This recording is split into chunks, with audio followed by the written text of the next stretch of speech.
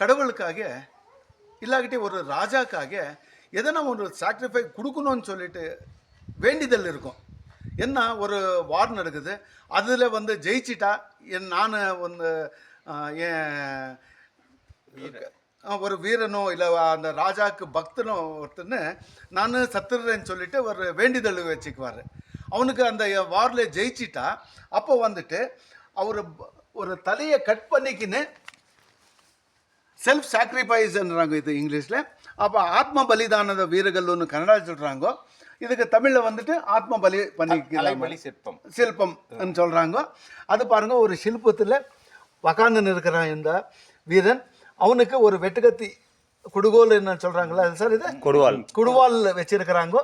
இதுலேருந்து தன்னை கழுத்து வெட்டின்னு இருக்கிறான்.